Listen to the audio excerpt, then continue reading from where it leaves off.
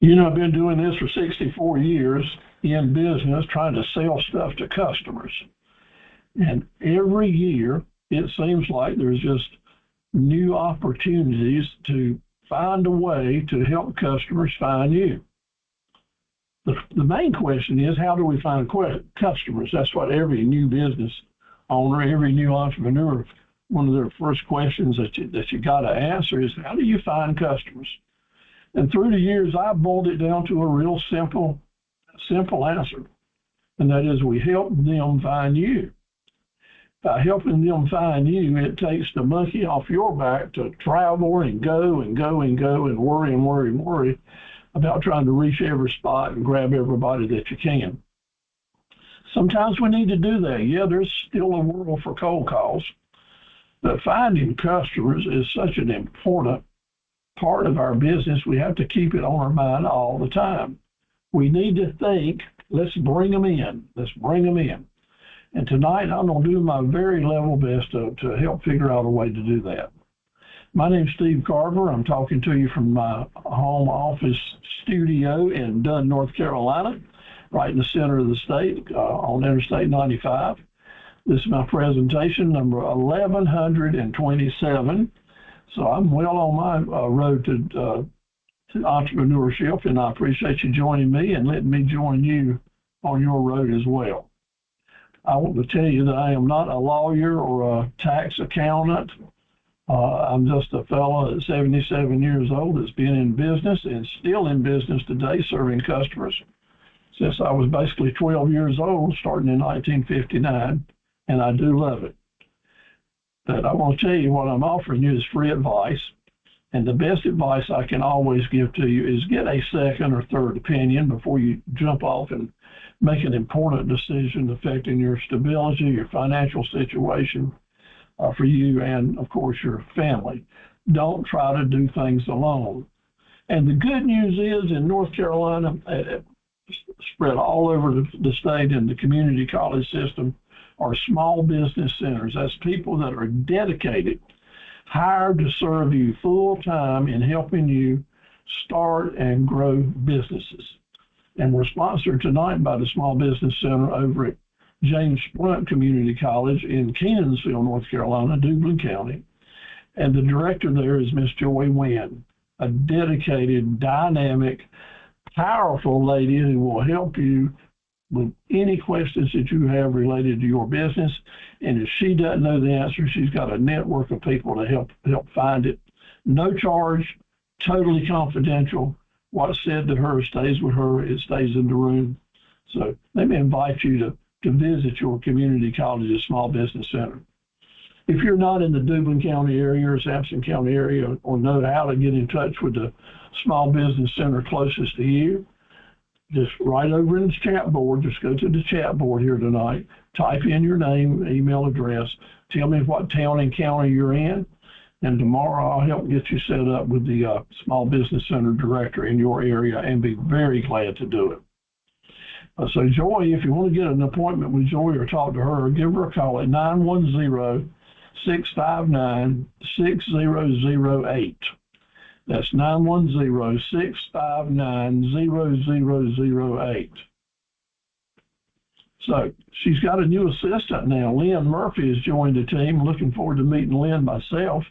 But Lynn is there to serve you. So if you call that 659 number, you may get Lynn pick it up and answer you and help you with any questions that you might have as well.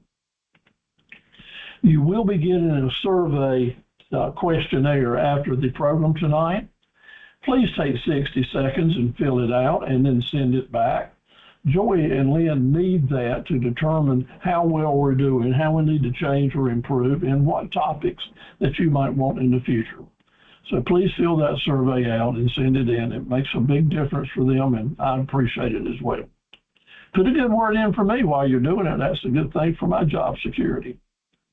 Now, next week, we're going to be talking about cash flowing, borrowing money, finding startup money, and documents related to finances.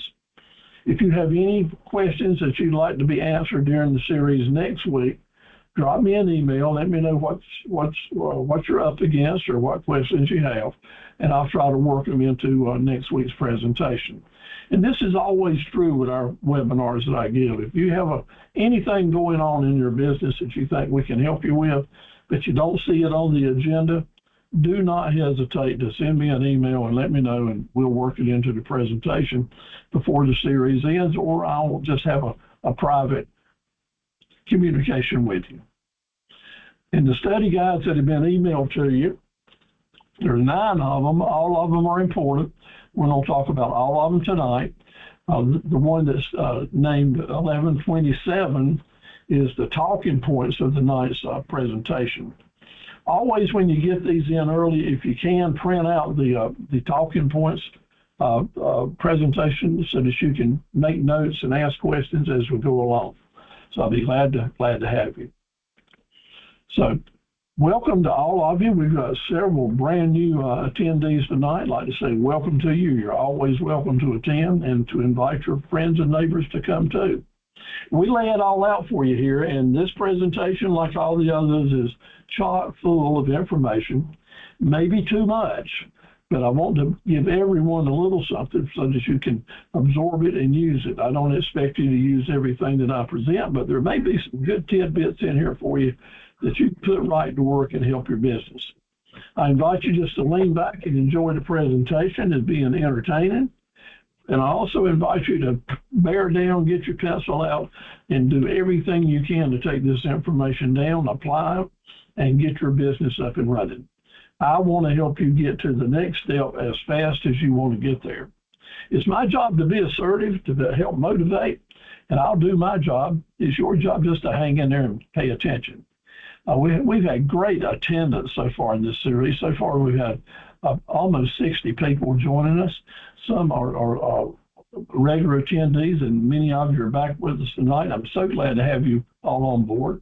I keep up with the attendance so that if you attend in our next session, we'll have another session starting in September, and then another one starting in November. So if you make up classes along, I can go back and see your attendance record, so to help you qualify for the certificates. We're as easy to get along with as we can be. So thank you all for attending, and you can see why I need your names and your email addresses so we can stay in touch with you. We've got several here. It looks like about 9 or 10 folks that are 100% attendance so far, and I see that many of you are keeping it up tonight, so congratulations. If you attend 5 of the 7 presentations, you will automatically qualify for a nice certificate of achievement for class completion. So we keep up with it. So tonight being presentation number 4, you want to try to make sure that you attend the rest of them if you can, and especially the last one, which will help qualify you for a graduation certificate if you've done some of the homework assignments and joined the academy. So thank you all for your attendance. Those that are 100%, congratulations to you. Fennel, good to have you back with us tonight, and I'm hoping to help you move your candle and other creations business along. Thank you so much. Gail and Pat and Marianne, y'all been faithful. Thank you, and looking forward to hearing that you're having your big event, your pop-up event soon. So send me details on that, and I'll certainly help promote that.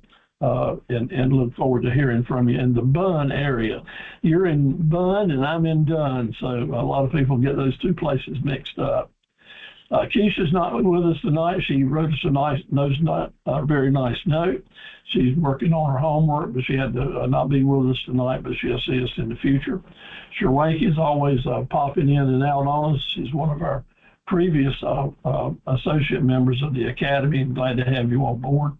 Pamela also last semester was our first in place attendee, and she's got her vegetable garden, hopefully getting plenty of rain now, Pamela, so maybe some of those vegetables will start growing more and we can make some more money out of that garden. Mike, thank you very much for the information you've been sending in and for continuing to work on your business. I see that you're with us tonight, so thank you again, and I appreciate it. Mike is diligently covering all the ground required to becoming a member of this academy. congratulations on that and for getting started on your business plan. And it was my honor to help you with that and to give you some pointers. So keep up the great work, Mike. Now, let me remind you, like we talked about last week, this is the time right now to start planning and getting your fall marketing information out to the people.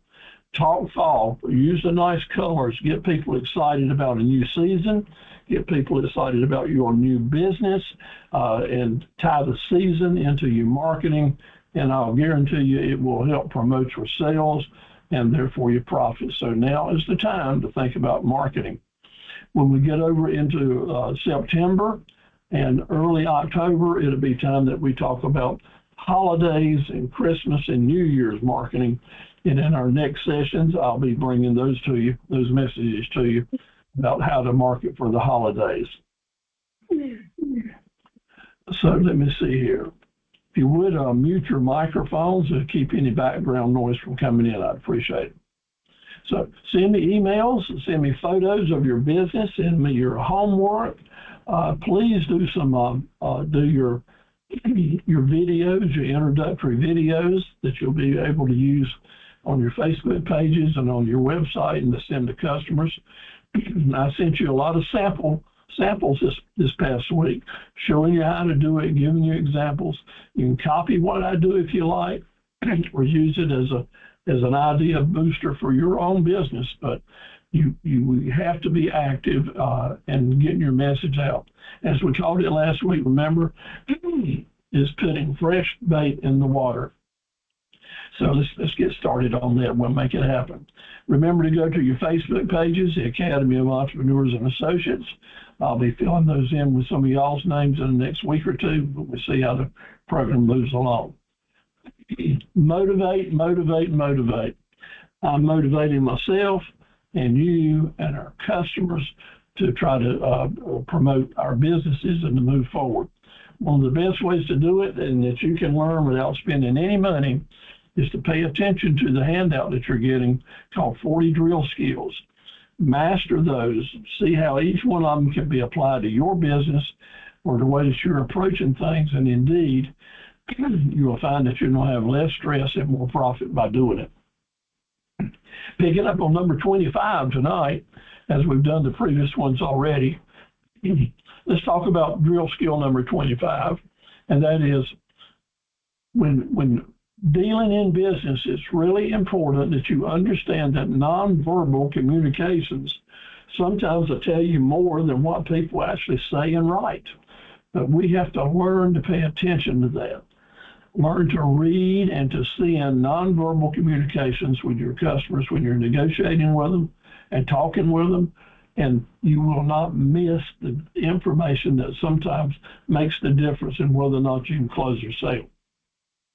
Now, in week 6, I'll be sending to you, we're in week 4 now. In week 6, I'll send you some details, study guides on how to read and send nonverbal communications. So keep that in mind. It's an important part of doing business. Who is the person that motivates other people? It's the assertive person. And the word assertive needs to be one that you want to own. Maybe you had never felt this way, that you needed to be able to push or help people maybe move to a position they're not in right now. But being assertive is very important for you as a business owner. Applying the pressure to ourselves sometimes, but no one is motivated until an assertive person comes in the room. Yeah, there's some self-motivated people, and you're probably one of them simply because you're with us tonight. I should recognize that.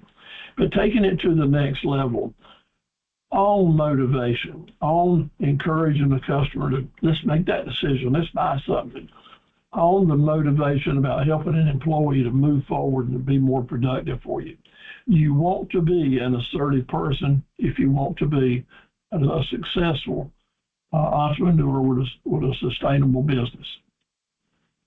As we start making money, we're going to be talking taxes a lot more.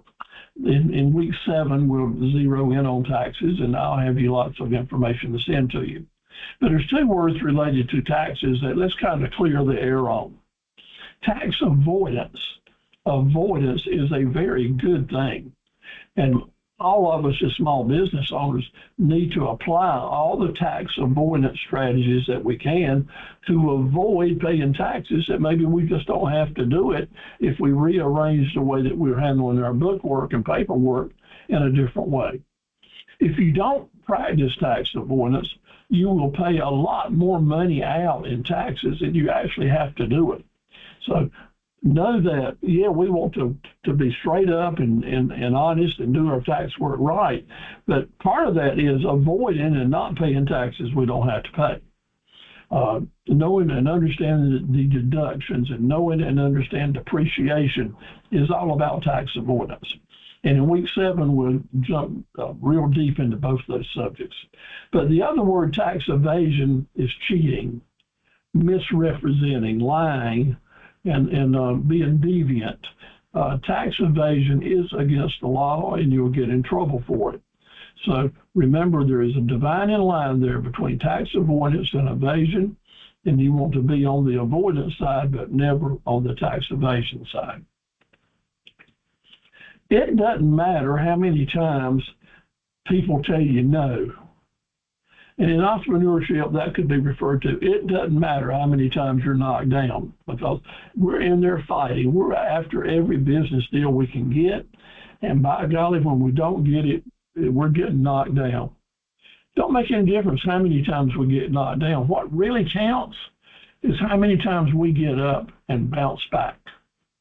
How many times we get up and bounce back, happy and ready to go after it again. And my friends, that's what it takes. You cannot take someone saying no to you, or I'm not ready, or I don't want to do business with you. You cannot let that stop your enthusiasm and desire to stay in business and keep right on asking for business. It's just very, very important.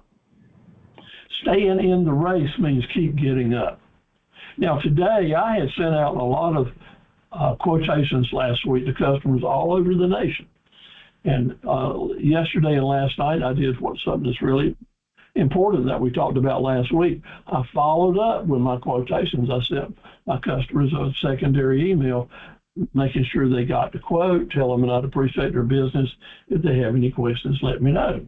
Well, I sent out about 10 of those last night and early this morning. And by this time today, I've gotten back 4 things from people.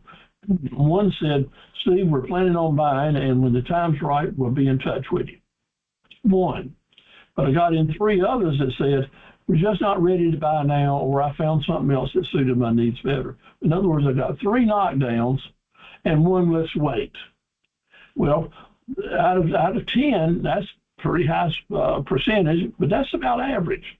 As a matter of fact, when you first get started in business, it's going to be 9 out of 10 people that tell you no, because it's the first time you've asked them to do business with you.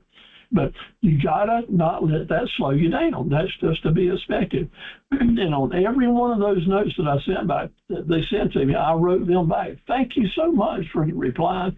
When you're ready again, certainly give us another chance. That follow-up is all about relationship building. Just because you didn't get their business this time, Steve-O, doesn't mean I can't get it the next time. And I know that. My marketing is already working because they came to me to begin with. Now it's just up to me to stay with them, put them on my database, keep sending them information, and get more business. That's how you keep getting up, is to let those constant communications keep going out. My friends, your legacy.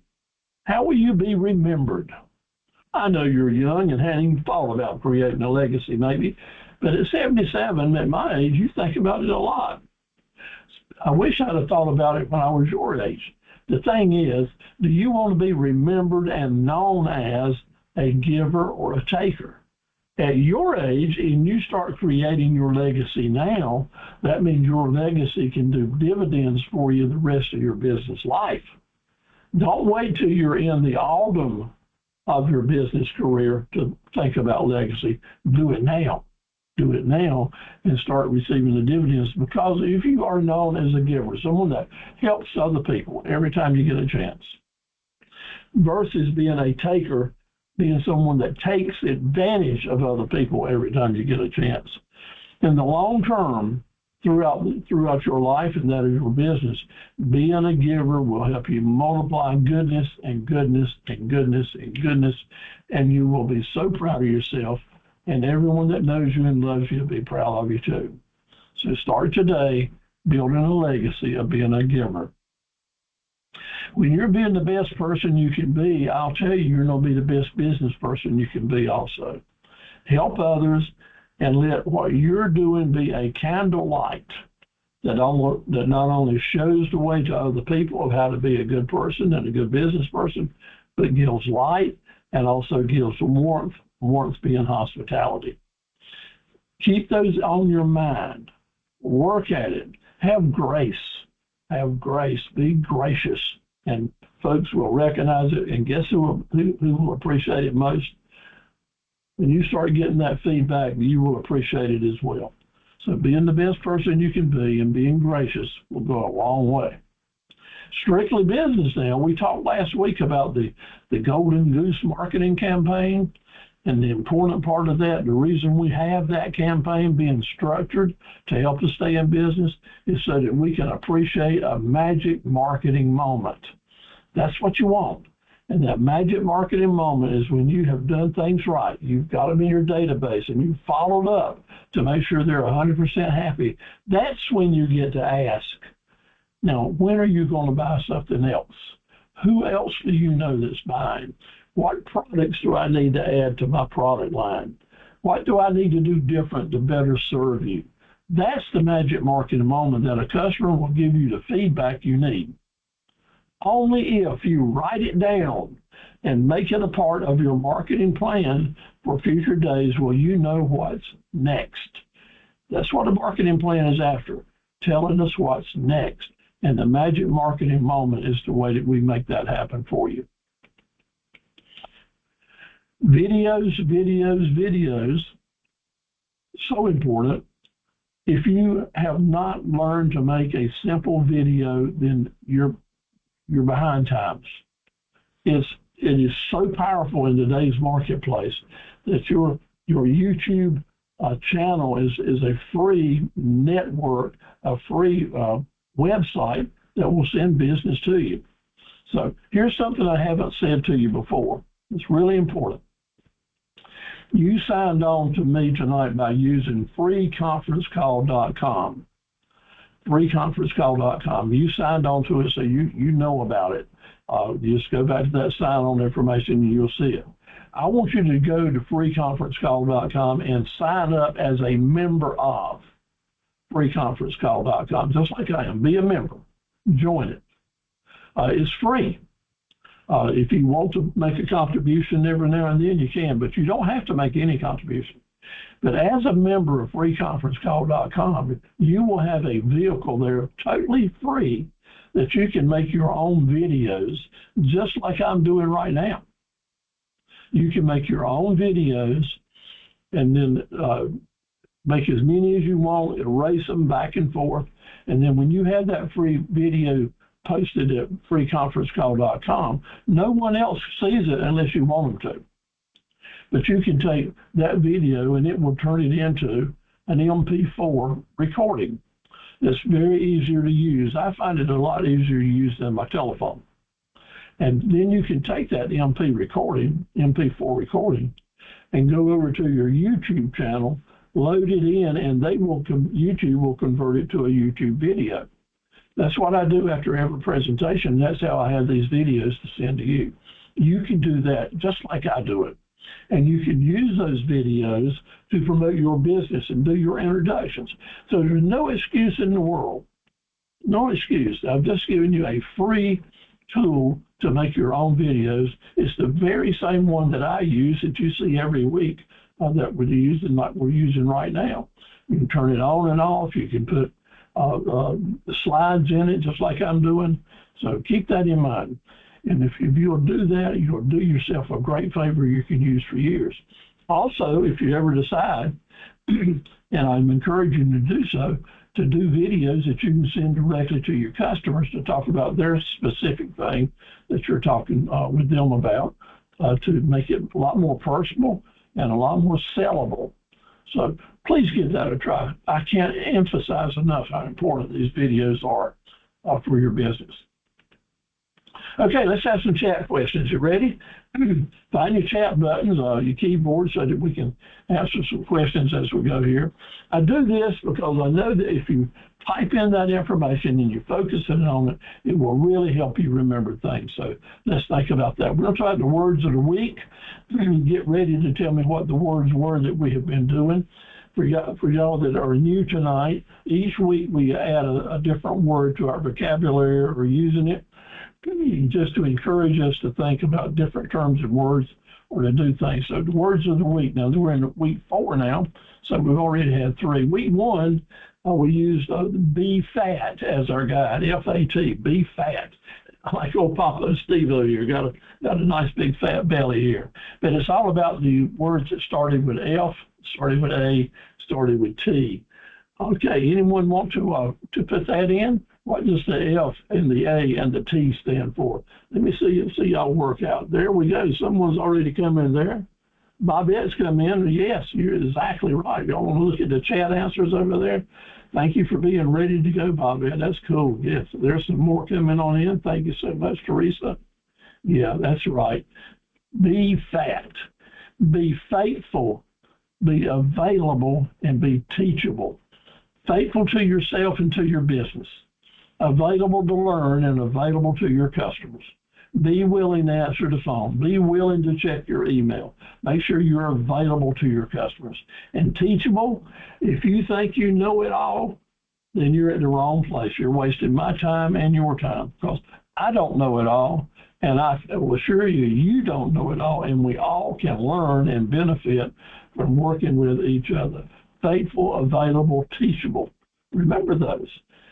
Week 2 started with the word see. Remember what the C stood for? What did the word C stand for in week 2? Somebody want to type that in for me?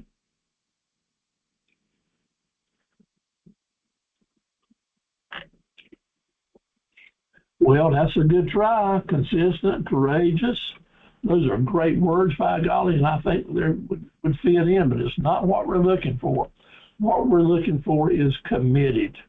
Committed to starting this business, being dedicated to it, being loyal to making it happen, being devoted and anchored and pledged. That's what it takes to get your new business up and running. Now, I can tell you that I've got several on board here tonight that I've worked with for years who will tell you that is absolutely true. Miss Edna is certainly one who's been committed and stayed with this thing to keep on.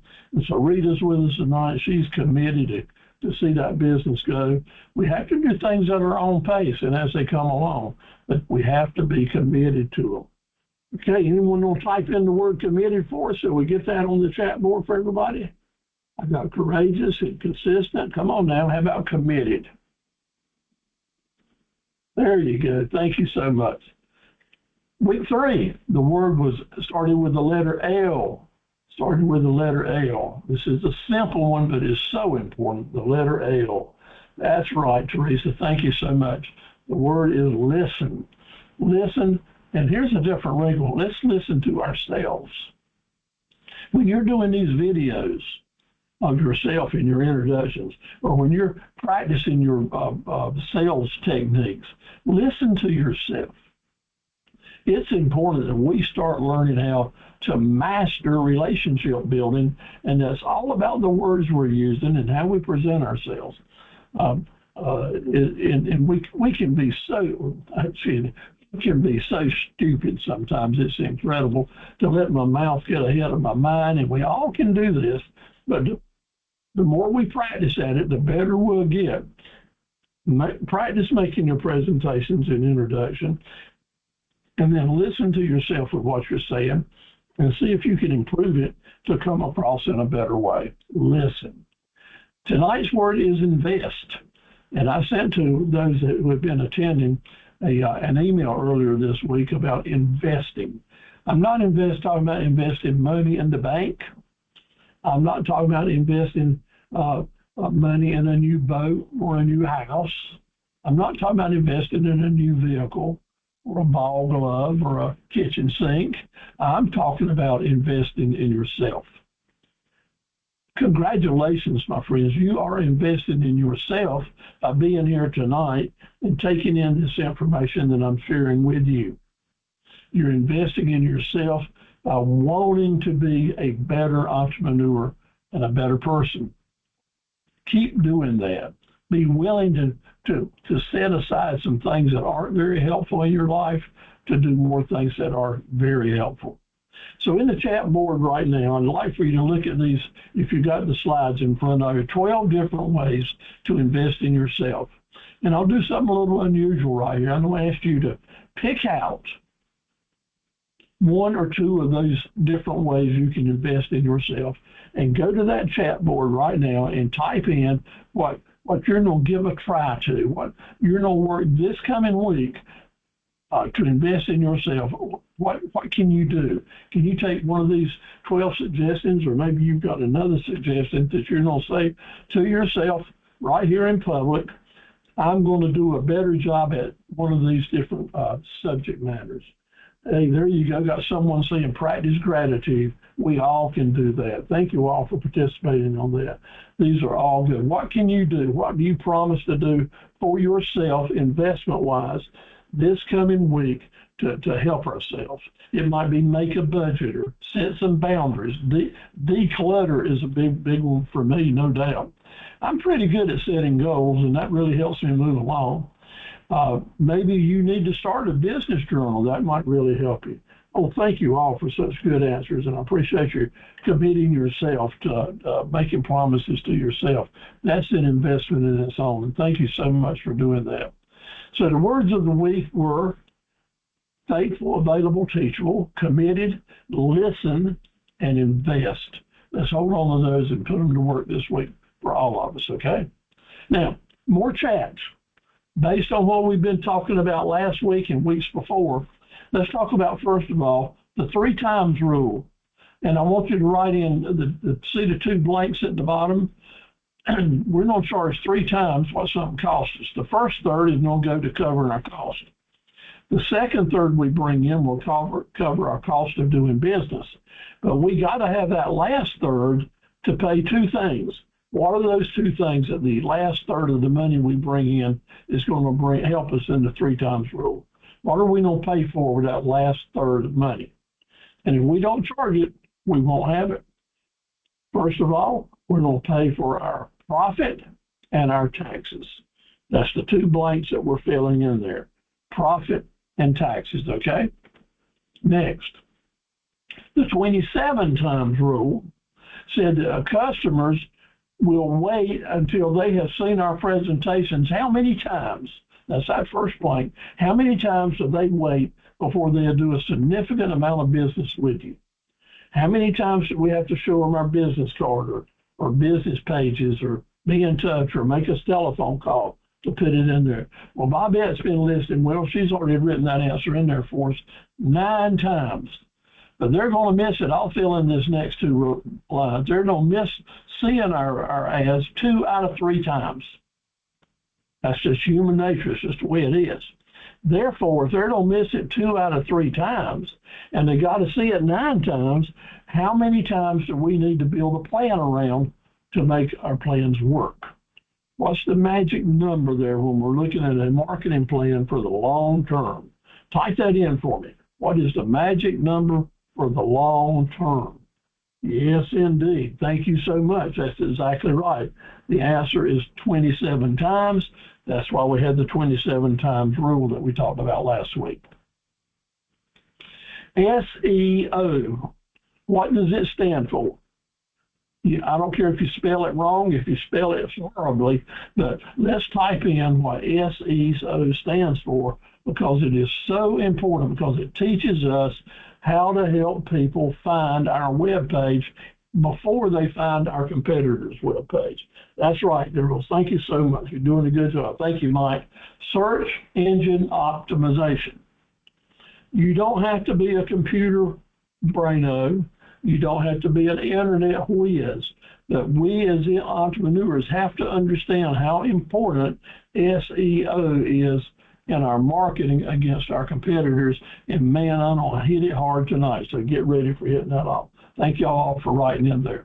Now we're moving into getting serious now, getting into what the lesson is all about tonight. I have sent to you some emails. I call them sample emails, different training emails to help you look at what I'm recommending. You take the ideas you like, forget the ones you don't like, but start applying them to your messaging. Start doing your own emails. Start practicing doing these different things. I'm giving you lots to look at. It's there for you. Take what you like. It's like a family reunion. I've got a full table set with lots of stuff that you can take in with these sample emails. If you want more, send me a request. I'll be glad to share them. But I sent you sample emails of how to enhance your videos. And not only that, an offer to, if you send me a video, I'll help you enhance it and actually pay for it being done. I'll ask one of my virtual assistants to doctor it up for you, and there'll be no charge to you, and I'm not getting paid a penny for it from anybody else. It's just what we do because we want to help you, and that's the gratification I need enough. But it's up to you to send me that raw video, and then we'll help you enhance it. Get on Facebook. Find me on Facebook, like it, let me see what you're doing, because I want to see you start moving your business forward on Facebook. What's this slide represent? A magnet that is bringing in, finding customers out there that are hiding from you. Some of them are raving fan customers that you haven't met yet. A lot of them will be loyal customers, but we want to be a magnet that brings them in. So that's our objective with our marketing campaign. So let's get started with it. Your first challenge is let's get into the concept of having targets. A target is what we're going to focus on. We can't be all things to all people, but we must be everything to some people. And these some people, we're going to create in our mind and on paper a target, a list of different things that we can help us do our marketing. The first thing I want you to target and be aware of is the region where you will be doing business. Some of us do business nationwide, as I do. But even doing business nationwide, there are certain areas of the nation, certain states that are more responsive to my type of products and marketing campaigns. Therefore, I'll spend more money marketing in some states than I do in others. And it's not necessarily the ones that are right here in North Carolina or close by. Some of my most prime areas are a long way away, and I skip over some states to get to them. For a good example is the state of Texas. Texas has more small farms than any other state. Used to be North Carolina used to have more small farms than any other state, but now it's Texas. Texas has more small farms. So if I sell farm equipment, I don't spend a lot of my advertising money in Texas because there's more of my potential customers there. Excuse me. Where is the region that your business will probably do best at? Is it right around Goldsboro? Is it right in Bunn, North Carolina, or in greater Bunn, Zebulon, Wendell areas? Where is the group? Where are the customers that's going to make your business grow? Where are they right now? You need to think about that and write down the answers. Because when you know the region that most of your customers are in, then we can plan a marketing campaign that will help you get them and not waste money trying to go to everyone else. We want your ads to be like a magnet that brings the people in that you actually think you got a good chance of serving. Maybe your business is a localized business. Maybe you're going to do a janitorial maid service, cleaning and sanitizing business, and you don't want to travel more than 30 miles. Or maybe you are going to be a plumber, and you don't, and you're good at it. You don't mind traveling. That's a part of what you got to do. But you want to get home every night to look after your wife or your mother or your children, and you want to be home by 6 o'clock, so you can't travel out but so far. So let's draw a map there. Let's draw a circle on the map. Maybe you want to ship things all over the country, but there's some areas of the country that will be more available to you. Let's say that you're going to do some gifts or some paintings or some ceramics or some pottery or some signage or T-shirts related to the Coast Guard. Well, then you can have pockets of customers all over the East Coast, all over the West Coast, on the Mississippi River, but you're kind of wasting your money if you're advertising in Colorado or Wyoming or Tennessee, even unless you're going to Memphis where there's a Coast Guard station. That's the kind of logic I want you to be given this, and create in your mind and on paper the regions where your customers will be best found. Okay? Then we'll be able to target advertising at those areas, and I'll show you how to do it. Maybe it's 50 to 80 miles away. What type of media will you be using to get to these people? Let's think about how we're going to get our message to them. Is it our mobile pages? Is it print ads? Is it signage? You know, if we're talking about signage, we're talking about local folks. Maybe. But if we're talking about signage, it might include the interstate highways that are going through your area to attract customers that are headed to the beach or back towards the mountains. So think about the type of media that will best be served. So maybe your region is just considered North Carolina. So let's look at the different types of media and ads that we would use just to reach North Carolina customers and what would be best. Again, you can't be all things to all people. We must be everything to some people and determine the type of ads that will get them to us. Maybe we're going nationwide, and if that's the case, Google Ads is going to be powerful. My Business at Google is going to be powerful wherever you're at because it serves the entire internet. So this is a big plug for My Business at Google. Videos are going to be extraordinarily strong for you. Your mobile page is always that way if you use it that right. So where is the region that you're working? Now, who are the actual types of customers? And we call these the targeted customer groups. Now, remember that we said last week that marketing is the big picture. It's everything that we're doing. And we're going to want to keep a marketing campaign going all the time using low-cost, very direct, inexpensive type ads that keep reminding the customer base that we're here and alive. But when we got something special to sell, we don't use the word advertising, and these will be campaigns, and it's targeted advertising to particular customer groups. Who is the people that will be most likely to do business with you? Not where they are, but the specifics. Is it women 18 to 24 years old, women 18 to 66 years old? Be specific with these groups, because the more specific you are, the better we are to design a type of ad that will get right to where they're at, and so they'll see it. Maybe it's farmers, maybe it's people that need their grass mowed, maybe it's people that have an interest in pottery, maybe it's people that have passed away and are interested in gravestones or memorial, how to do memorials and such as that.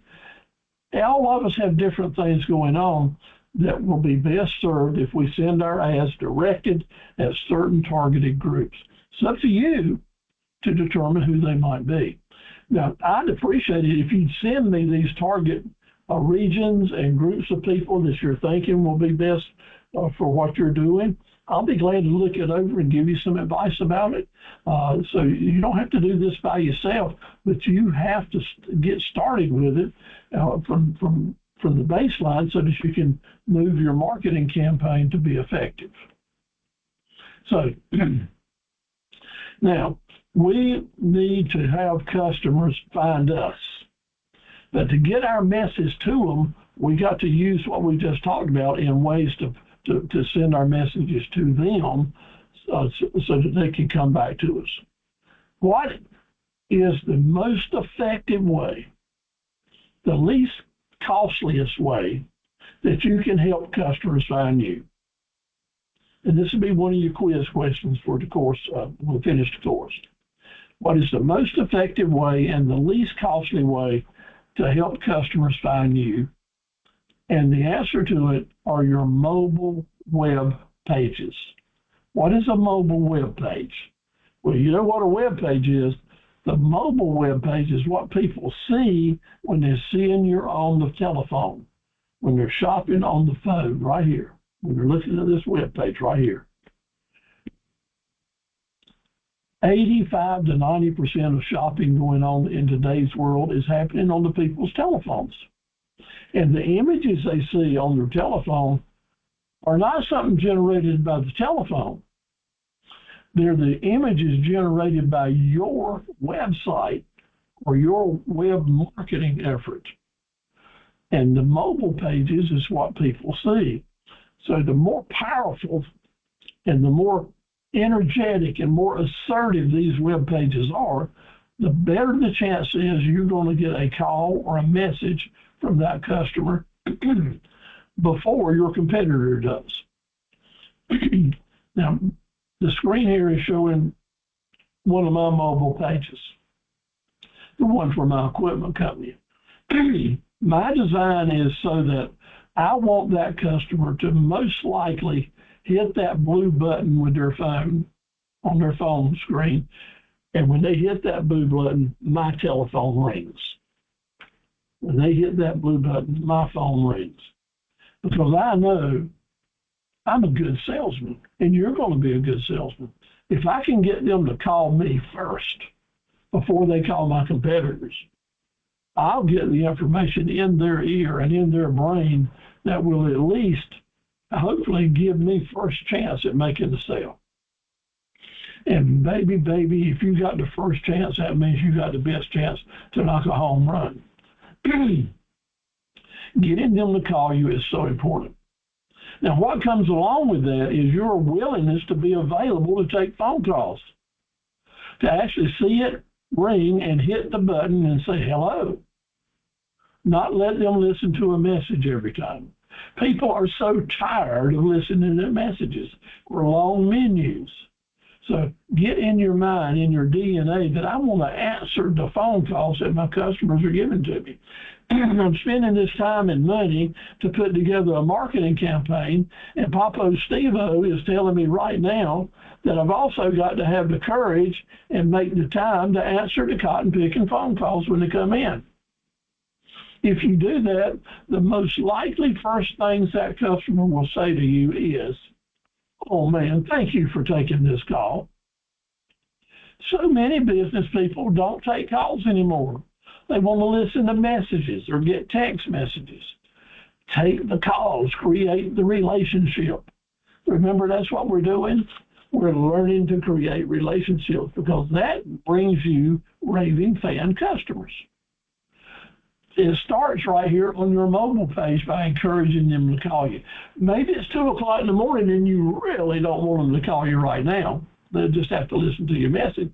But you would like for them to touch that red button and automatically have a chance to send you an email, a request for a quotation. If you get the first email or the first call comes to you, you have a tremendous advantage over your competition. So it's worth going after. Now, after they make the call or send the email, on this mobile page, I have given them photos of our most popular products, so that when they touch one of those photos, they'll go right directly to landing pages at our website. And we'll get to landing pages in a little bit, but I want to give them a photo, no words needed, just show them what it is, keep it simple, keep it simple, keep it simple, give them the photos, and when they touch that photo, they'll go to my landing page and have a chance to continue the purchase process. The way you do your mobile pages, introduction pages are important. This would be a great place to have a video. And next, I'm thinking about doing videos at both of my mobile pages, promoting the fall sales campaign as a way to practice what I'm teaching, because videos connected to your mobile page be really powerful. And a lot of people are doing that all the time. Number two, what is the second most effective way to help customers find you? Still inexpensive. What is the second most effective way to help customers find you? It's the old-fashioned way. It's the old-fashioned way. And what it is using your raving fan customers. RFC, raving fan customers. Please go to your chat button and type in the letters RFC, standing for raving fan customers. They will be your most beneficial asset as long as you're in business. And RFC, raving fan customers. You want them, you want as many as you can get. Remember last week I showed you the secrets of how to create one? If you don't remember that, then go back to my video, or you missed it, watch that video again on the 3 things we do to create a raving fan customer. And the way that we stay in touch with them is through our continuous promotions. Continuous promotions, and that represents keeping fresh bait in the water, sending continuous promotions out. Now, the third way is kind of the new fashion way in today's world, and it wasn't around so much 10 years ago. It's still the least costly way to bring new customers, help them find you. And what that is a 5-star plan. I'll give you the entire 5-star plan. But first of all, I want to tell you the most effective way that you can do something tomorrow to promote your business right now is to get My Business on Google account up and running to help promote your business now. No charge, more powerful than a battleship. Google will do the work for you.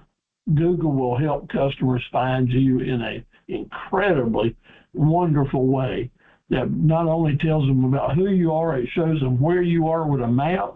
It gives you the chance to get people to sign in and make reviews for you and to talk about how great you are and such as that. You get to add photographs of what you're doing. You get to add videos of what you're doing. Have a Google My Business on Google account. Please have a Google My Business account. You can do it right now. And helping customers find you is as powerful as it gets. Next, and just as important, are the videos, more especially YouTube videos. There's a lot of videos out here on TikTok and Facebook. You see a lot of stuff, but none of them are as important to a small business entrepreneur than the YouTube channel. Some people now, and millions of people right now, are not just saying YouTube. They're saying, oh, I found you at the YouTube college. I found you at YouTube University. So many shoppers just don't want anything to do with a regular website. They want to go watch some videos, be entertained, be told this, and see the people, hear their voices. That's why I'm mentioning to you how very important it is. And when you see my videos, when you log in on my videos to see what we're doing, I'd appreciate it if you'd go ahead and check out my YouTube channel. It's right there for you. And sign in and subscribe to it. You're welcome, and I'd appreciate it, and share it with other folks. You'll see what I'm doing with my equipment business. You'll see what I'm doing with our webinars and seminars and training, even some presentations on there or some of you guys from the Academy. So get active with your YouTube videos and create your own channel. It is a free website. Please stop thinking about it and be motivated and assertive and start creating. It is so easy. Now, how did I tell you the very easiest way to get started with your videos? Right here, the same outfit that we're online with right now, freeconferencecall.com. Go ahead and join the app, become a member, and start practicing making your own videos. And when you do that, you're able to take that MP4 file, give it to your YouTube channel, and it'll create your own videos.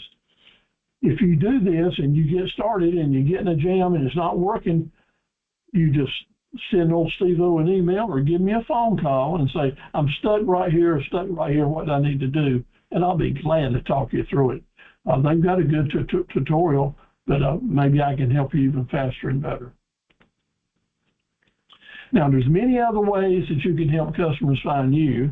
And as we get into SEO a little later tonight, you'll see that having as many marketable profit centers as you can have that are related to each other and using DBAs is a fabulous way to help customers find you, because they're going to type in a search term at Google, and if you've got your products named appropriate through DBAs to equal to what the customers are typing in, that customer is going to go directly to your landing page.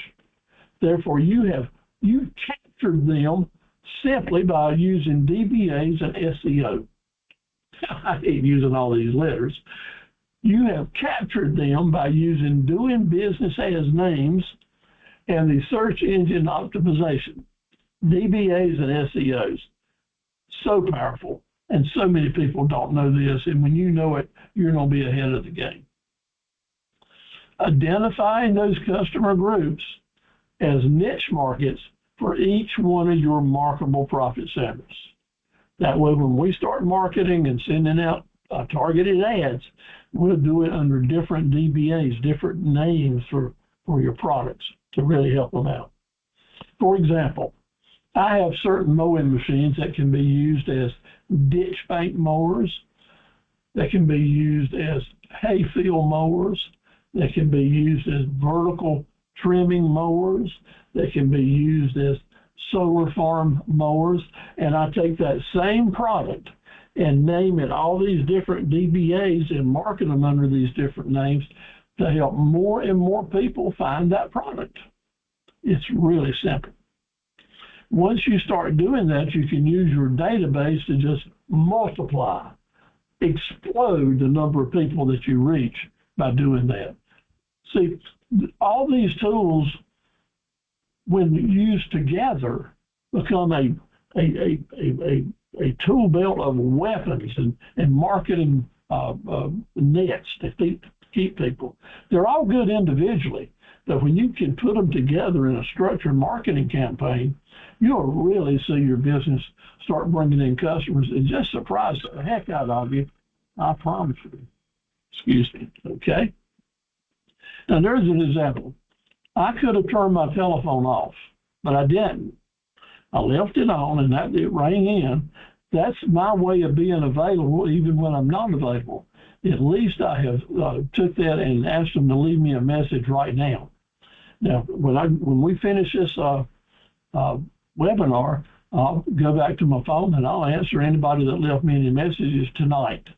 So sometimes you can't answer the phone all the time, but you can still be available the best way you can. Back to the lesson. All right, here we go. SEO strategies and the landing pages. Those are so important to help customers find you and for you to help you find their pocketbook. Let me tell you something about cash flow. That customer that's out there shopping, he's got some money in his billfold or in her purse. That's your money. That's your money if they're shopping for your product. And I want you to be so cool and so assertive that you're thinking in your mind, I'm going to get my money out of their purse or pocketbook. That's what SEO and landing pages help you move in the right direction to do. So let's talk about that.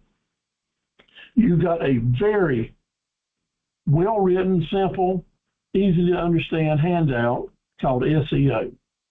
And it goes into a little bit of depth. I mean, we could write an encyclopedia on this subject, but I don't want to do that. I just want you to have a good understanding of how important it is, and then find somebody to help you with your website to emphasize SEO standards. Search engine optimization is a skill, and I even consider it an art form at this point in time. After 35 years of working with it, it's an art form.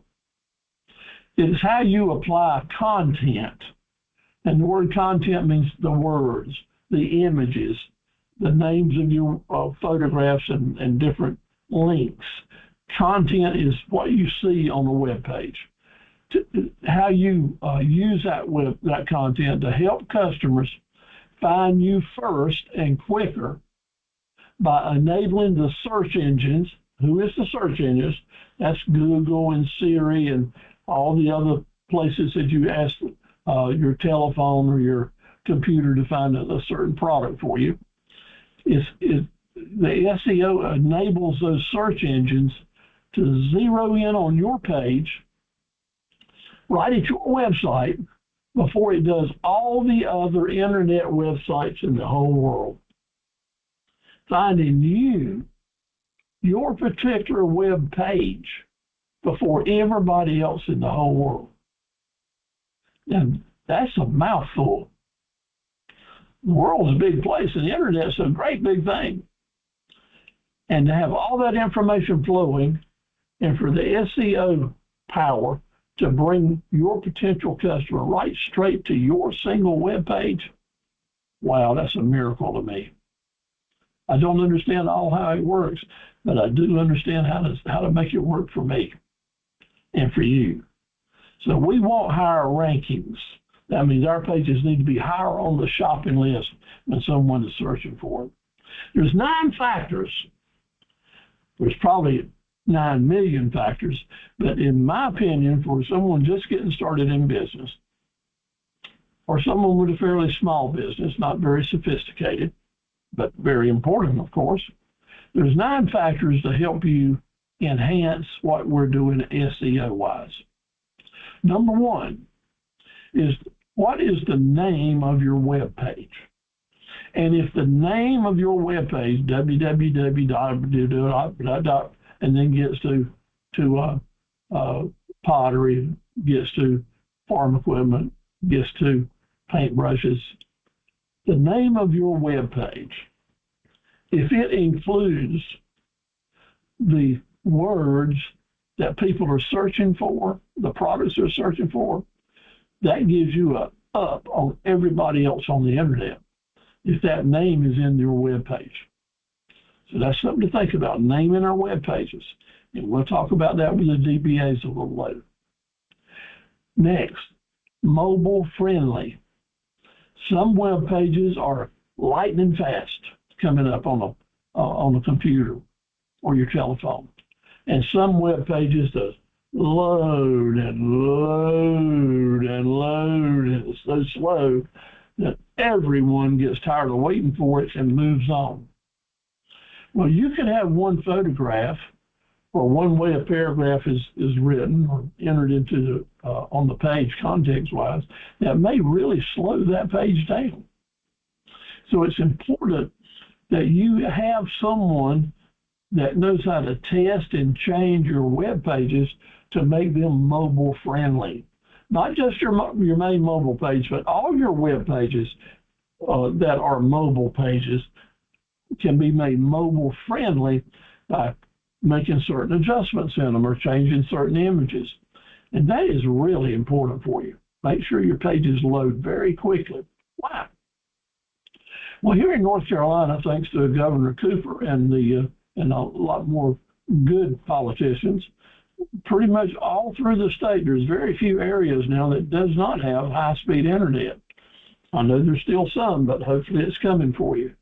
But in the rest of the United States, there's tremendous areas that still are using dial-up and real slow internet service. And if you don't have customers in those areas, those customers aren't going to be able to wait for a slow loading web page. You will never have a chance to do business with them because they'll move on rather than sit there and wait and wait and wait. So keep that in mind. Now, to have mobile-friendly website, you may and probably will have to pay someone to check your website out for how mobile-friendly it is. So important that you have videos on as many of your web pages as possible. That video link, especially a YouTube video, will automatically put you in front of everyone else that's searching through Google, because Google owns YouTube, and they're promoting YouTube by saying, if you've got a YouTube video on your webpage, we'll put you in front of everybody who does not. That is incredibly powerful. The right search terms, understanding how search terms work, and I'll talk to you about that a little later. Putting the keywords that people are shopping for as many times as possible on the web page help improve that page's ability to come up before others. Adding links to other web pages is very important. And here's where I want to tell you. Adding links to someone else's website, adding links to another provider or competitor's website is crazy. A lot of people promote it. It's a helping hand to show other people what's available here and there. Papo Steve-O here is going to say you are going to be very jealous. You are going to refuse to send your customer from your website to somewhere else through a link. You want to give them links to move them here and there around on your website. That's why it's important to have those. And by the way, we've got this and we've got that. The longer you can keep your customer at your website, that's the longer they're not going to be shopping at your competitors. So give them the information they need through good landing pages, good information pages, good video pages, good specification pages, good information pages, but you keep them as your web pages so that they're staying on your website, eventually going back and forth to your landing pages to give you orders, but not shopping to all your competitors. That's just real selfish entrepreneurship that you need to do, because you spent big money and big time to get folks to come to your web pages. Please do not send them to someone else's. Loading speed, again, I'll mention, is very, very important for you. Have a webmaster, a professional, make sure your pages are loading fast. Another factor is called pay per click, the way we can help customers find us. And that is, you can go to certain websites and certain platforms and pay extra money to have people come to your web page instead of someone else's. You can pay extra money to be higher on the ranking list on certain search terms. That way, if someone clicks on your page, you pay another amount of money. It may be another penny, or it may be another $100 for each click. So you got to be real careful here. It is very effective marketing, but it's also very risky to those folks who don't have much money or a very low budget or don't understand. So pay per click is really effective.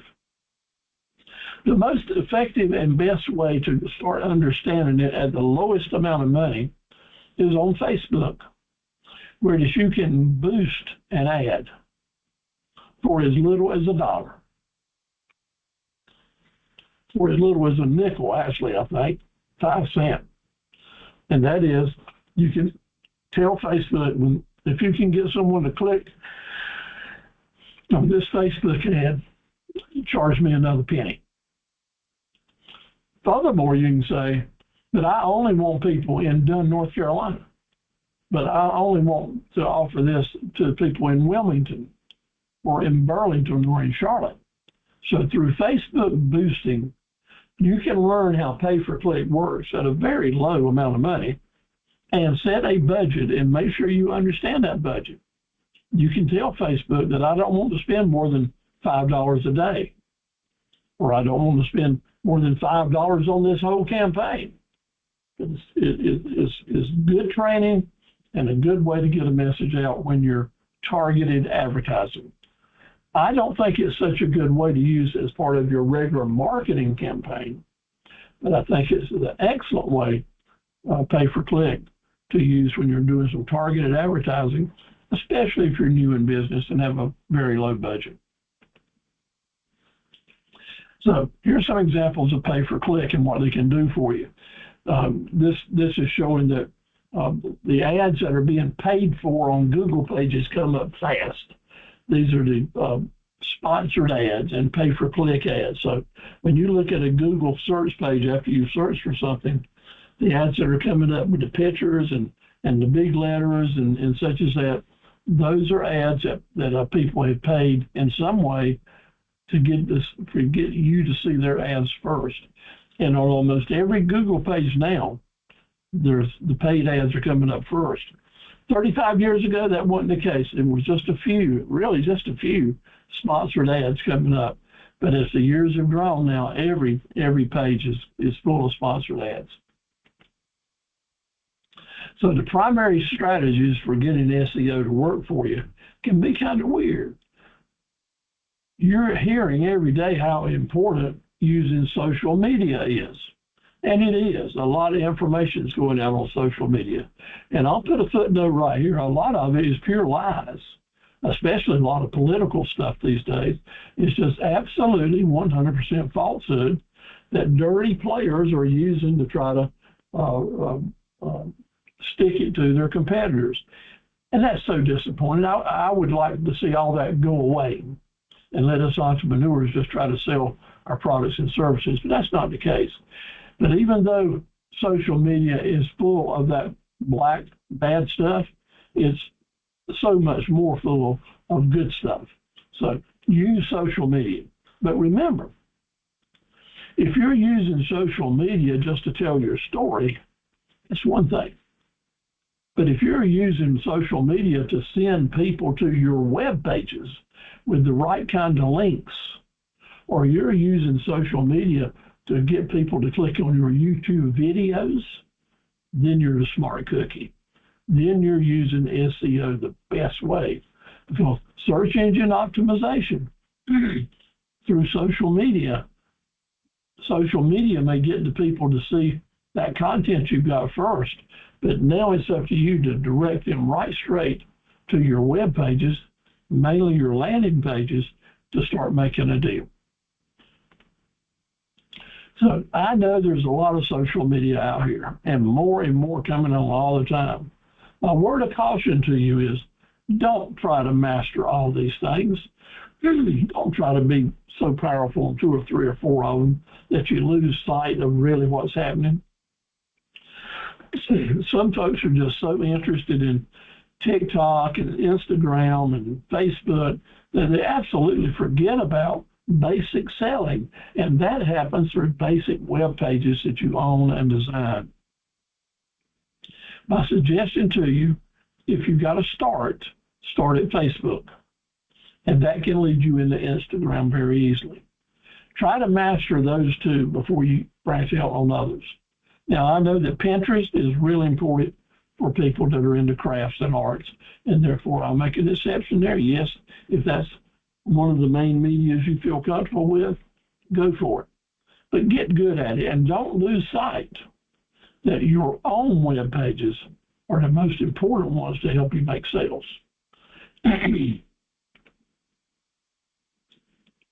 You may and should hire a professional webmaster or someone familiar with putting websites together and maintaining them and making them fast and doing SEO searches and giving you advice on that.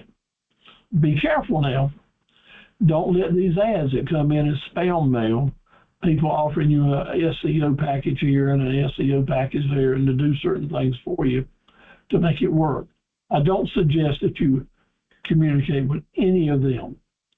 If you want to improve your website's SEO, we need to go to a credible webmaster who talks North Carolina and can tell you what you need to hear and do a what they call a survey for you and tell you how you can start making improvements. This might be something you do a little bit each month or a little bit each year, but always be improving your SEO. Now, that content had to do with making sure that we've got the right keywords or search terms on our web pages. How can you determine what the best keywords are that you can use to plug into the content on your web pages. I am so happy to tell you it's easy, because in today's world, you don't have to sit there and think about all the different ways someone might name your product, because you can go to Google, type in keyword search terms, just like on the page here, and when you do that, you will be sent to the option of picking out lots of different websites that do it for you. In other words, you can go to these websites, type in the keywords you're concerned about, and indeed hit a button, and it'll tell you the most popular other keywords that people are using to buy the same product. Here's a good example. And I did this a number of years ago, so this page probably isn't up now. But I was plugging in the word running shoes. I was thinking about somebody maybe getting in the shoe business, and maybe they were going to do running shoes.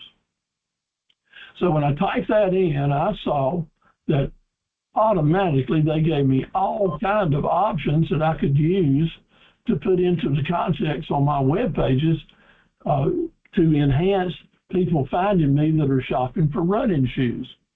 Not only will they tell you what the other words are, but also how many people on a given day are using that search term, so you can pick out the most effective search terms.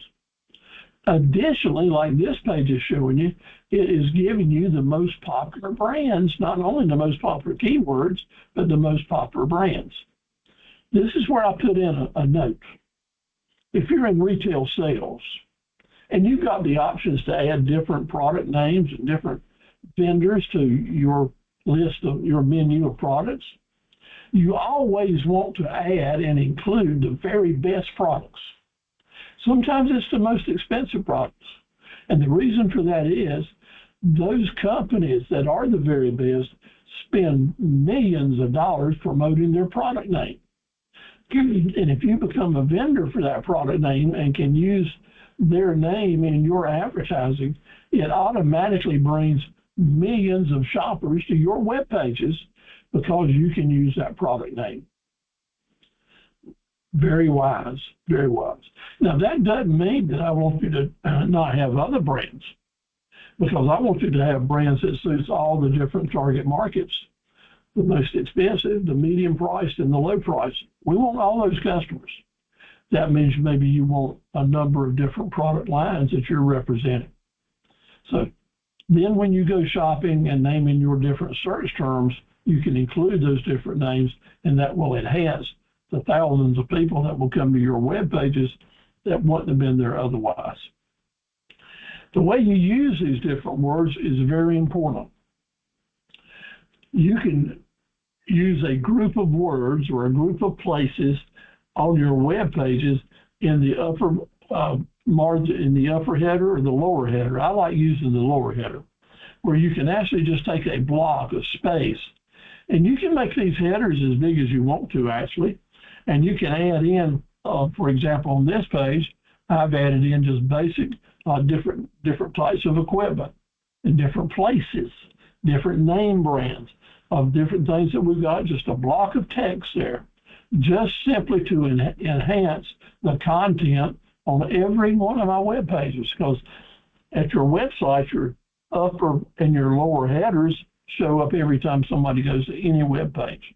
So I've taken this block down here and just filled it full of context words. You can do that. Nobody's going to read it probably except the search engines. Here's an example of different towns. If you are advertising a certain name of a town on a web page and a customer is driving through that particular town and working with those cell towers on their telephone, then if you've got that name of that town on your web page, that cell tower may work with the search engine to send that customer directly to you, even though they're from somewhere else. It's just that they're in this location now. So talking about different areas that you want to serve in your customer target groups, wherever they are, you would want to plug those names in on your web pages to help the customers that are in that area find you. Okay? Here's another example of just filling up a space on a web page with text words that are related to your business products that you have, just to help the search engines find your pages before they find other people. Very effective. Take a deep breath. Type in on text on your chat board, and we'll see who's paying attention now. Type in on chat board the word landing, L-A-N-D-I-N-G. There you go. Thank you very much. Landing. I want you to think of a airplane that is landing, a bird that's flying that is landing, a ship or a boat that is landing beside the river. In other words, they are stopping their motion and coming to a point and resting. That is what I want your concept to be of a landing page. Your website or your other web pages become landing pages when you have designed them for a sole purpose. The sole purpose is to get someone to stop surfing, to stop going from here and there, and to land on your page and do business. You were smart enough to know that just having a sign up doesn't do business. That just offering a refreshment doesn't do business. But we need to have the content on the page that gets people to want to buy from you. We want to motivate them to order now, or to call you up and ask you a question, or to see that you're offering them options for different prices, different ways that they can buy something. You want your landing page not to say take it or leave it. You want your landing page not to say take it or leave it. We want our landing page to say, stay here a few minutes and let's figure out how we can do some business. I've got options. I've got great discounts. I've got a way that you can click a button here and order it now. A way that you can tell me what your plans are. I've got all the information that it takes for you. And we're serious. We want you to order now. We've got it here for you. In addition to landing pages, after last week, this would be great places for you to emphasize the seasonal sales on your landing pages because it's on people's mind. You want them to stay with you long enough to create a relationship and ready to buy from you. That's a landing page. All the other internet pages are wonderful, but they don't make you a penny. And my friends, you're not spending money on websites and time and energy to make them look good, except for one reason, and that's to create profit for your business plan. And internet profits come through landing pages. That's why we're going to pay special attention to them as you're creating yours. When you send me a sample of your website or some things that you're working on, one of the most frequent answers I'll give you back to the question is, where's the hook? You got a good look, but where's the hook on this page? What's making this a landing page? What are you saying to them the reason they ought to buy from you right now? We're going to keep that in mind now. The look and the hook. That's called look and hook marketing. Applies not only to your promotions, but also to your website pages. Landing pages. Thank you all for typing that in. Had a good response. Now here is a simplified example of a landing page that I had set up. This is maybe 7 or 8 years old, but I did it just to make a point. Notice on this landing page, I've got the term drum mower up here at the top, listed time after time after time. I've got the term twine baler listed time after time after time. Now, I could have just put that up there at the top of the page and said drum mower one time, and then listed down all the different models with the information. That would have saved a lot of text, a lot of writing, a lot of time. But my objective was to fill this page up with content that said drum mower, drum mower, drum mower, baler, baler, baler, and I retyped it in there time after time after time because I know that people that are shopping for these products are typing in at Google, drum mower is the search term they're using, and if I've got my page full of those words, my pages are going to come up before a lot of my competitors. And they do. And you can learn that lesson as well. Don't cost you a penny to improve your content. Read the SEO handout and give thought as you're doing now, your Facebook ads, the way you're describing things at Facebook, use the right content and it will help people find you, help your customers find you. Now back to the old world, old school, even before internet. Helping customers find you, I can't tell you that we can leave out the word location, because location has been a fundamental part of marketing since marketing started. You got to have the message where people can see it, hear it, and relate to it. So that's true on the internet or all the other things we do. So maybe you're going to be using lots of other tools besides the internet, and that's great if you are. Your store location, where you place your signs, merchandising inside the store, how you do that. And I've got if you don't have merchandise type products and you don't have any experience on merchandising, ask me to send you the study guide I've got about merchandising. It talks about the different strategies and philosophies of it, what's good and what's bad, and I'll be glad to share that with you. From time to time, one of the small business centers will actually have a sponsor a webinar or seminar on merchandising, and I'll certainly love for you to attend that. Location of your print ads, your web page design, personal locations, how you market yourself as a person, individual at a meeting or a rally or a public event, where you sit, how you're seen. And most important, it's last on the page, but it's most important. As a new entrepreneur in your community, it is really important that you are seen and that you be seen. You go out and see what's going on, and you be seen. You look good. Dress to do the best. Dress to impress. If you're becoming a new member of the business community, then let people see your face, hear your voice, feel your handshake, know that you care about the community. That is, you're being a giver more so than a taker, that you care about the community and you're willing to be active in it. Be seen, shake hands, be friendly, introduce yourself as a business person. That's where these introductions become important. Tell folks what you do, what you got to sell, and maybe find common denominators with them. Create the relationships. They may not become a customer, but the next person they talk to, they may recommend them to come and find you.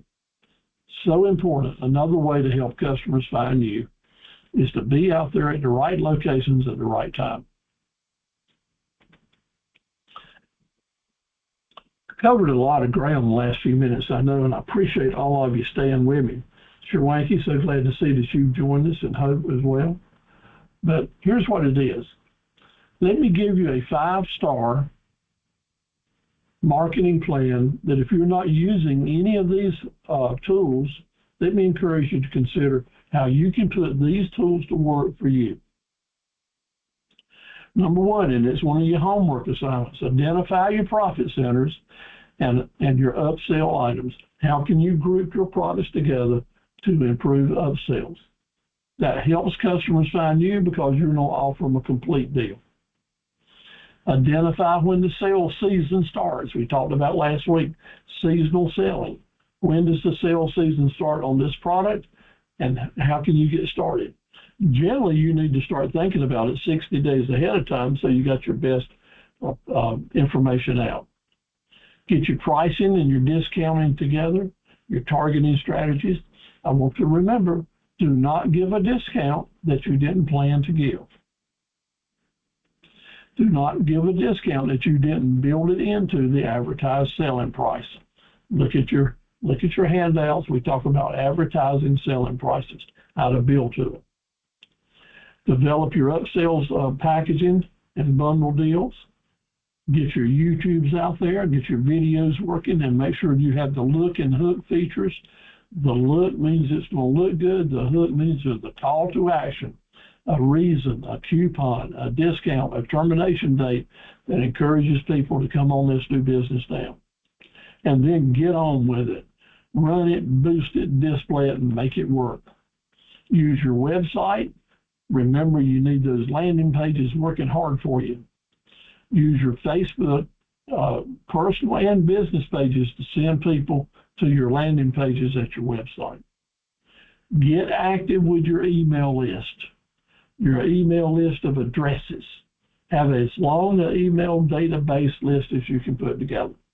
It's the same type of list that I stay in touch with you guys to send you reminders. Look at the links of your web pages. That is, when you have a landing page, you use that link when you're sending out email promotions. So when someone gets the email, they click on the link. I used lots of examples in the samples I sent you earlier this week. eBay and Craigslist may be great ways to help you get your links out there. And again, I guess for an immediate time, your YouTube channel can be a major contribution to your campaign. All right, those are the basics. More basics. What do we need to do now? We select a media, a method to implement it, and any guerrilla marketing strategy we can do for each one of your customer groups. Now remember, you will come up with your individual customer groups, and you will probably need at least 5 to 10 individual customer groups now. If you want to have a good, steady business for all year long, then we want product lines and customer groups that will be active all year long. And with each customer group, we want to select a media and a method to implement that media and whatever guerrilla marketing strategy we can come up with to kind of help boost it a little bit. What does it mean when I say guerrilla marketing?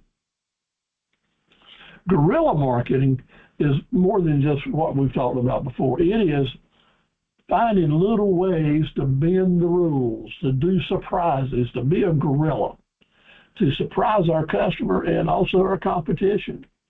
Doing those extra little things that usually don't cost very much money, but that can make a major impact on what's going on. It's new strategies, it's secret warfare, you might say. Always clean now, but we don't do what it takes to different types of guerrilla marketing strategies. That too, I have a handout and a study guide for. If you like that, ask for it in chat. So what is the biggest risk that we take when we're looking at our customer groups? And the biggest risk that we take, the biggest mistake that we make is we let an important customer group fall through the crack and ignore them. A group of folks that maybe they won't spend a lot of money with you, but it's your kin folks, or it's the people that you go to Sunday school with, or it's your old friends from the FFA or your high school football team or your girls volleyball team. Maybe you've got a group of folks that will do business with you anytime they can. Maybe a real small group, but it is good potential Raven fan customers. We want to remember them and not let them fall through the crack because they're a small group. When you do that, you're shooting yourself in the foot.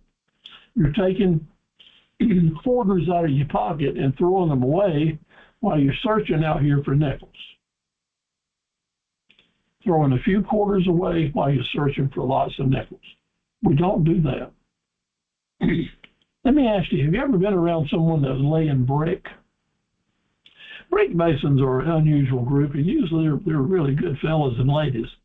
More and more ladies are laying brick than you would realize that these days. People that are laying brick do certain things. they have a trowel, which I don't represent with my ruler here, and they get the mortar just right. They make sure the brick is level, that line. They make sure it's plumb, straight up and down, and then they'll put it in there, and then they put that brick down on top of the mortar, get it just right, and then if you're around them, you will hear the brick mason will tap each brick at least 2 times. And if you're on a big site where lots of brick masons are working, like 10 or 12 of them all around on the site, and if you just stop and listen, you'll be hearing just the musical all over the place. That is the sound of what? Why are they hitting those bricks? Every one of them a couple of times. It's really simple, and it's a lesson that we learn as business folks. That brick mason wants to make sure that brick is seated, sealed, a part of the union of the whole building. And when they hit that thing, they are setting that mortar onto that brick. It changes that brick from being an individual brick to a part of the building. You build successful buildings one brick at a time. You build successful businesses one customer at a time. And when you set those customers in the right way and you treat them right, there's a good chance they will become raving fan customers if you plant the seeds and follow up. But it starts with doing it right the first time and treating that customer very important. I'm reminded of this horse race where the horse here in the front that won by less than 4 inches in a photo finish. That horse won $1 million. But this wonderful horse just this side of him, 4 inches short, won a bale of hay in comparison. The little bit of difference that the jockey there in the yellow uniform, the little things that he knew to get that horse to stretch his neck a little bit more, to take one stride more, to maneuver on the course. His techniques made the difference in that horse's nose being 4 inches forward. Of course, the horses were doing all the big work, but that jockey represents you, the entrepreneur in charge of your business. It's the little things that you do. He did one little thing better in this close race and came through on top. As you get your business up and running and start closing out months, I'm closing out my month tomorrow, so I always remember this. If you had done just one more deal, maybe you would have been in black ink, maybe it would have been profit. Maybe if you just done 2 little deals or had 2 more customers this month, it would have been a great month. But maybe you had 2 or 3 less, just little deals, but it meant that you lost money.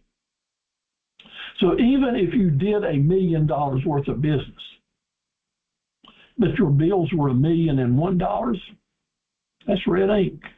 All that work, all that conversation ended up for you to be able to tell me, well, I lost money again this month. Excuse me. Lots of times with new businesses, having that 1 or 2 extra customers during the month or the week can make a world of difference, month after month after month. And it's those little customers sometimes, that little group that you paid attention to that brings you through, that makes the difference. I'm going to tell you that we cannot afford to ditch any group of customers, that we must identify them and we must be true to them and dedicated and committed to keep them in our customer base and to stay in touch with them so that they will have that invitation to keep coming back and keep our business sustainable. Go after the base hits. In baseball, go after the base hits and win the game. Go after the home runs and maybe make the headlines. But it's the base hits in business that keeps you in business. It's the volume and the spread and the diversification of your products and your customers and the year-round continuous business that helps you be sustainable, that helps you make it for 65 years, like my little company has. I didn't do this. My dad didn't do this. A whole scores and decades of great employees and customers working together keep the ball rolling for a business. Keep that in mind. Try to make it work for you. So here you go, and here's your challenge. Come up with your targets. Each target, we're going to have 3 arrows in it. One arrow is going to tell us what marketing tool we're going to use. The second arrow is going to tell us what methods we're going to use, what strategies. And the third arrow is there some guerrilla marketing things that we can do to make it work?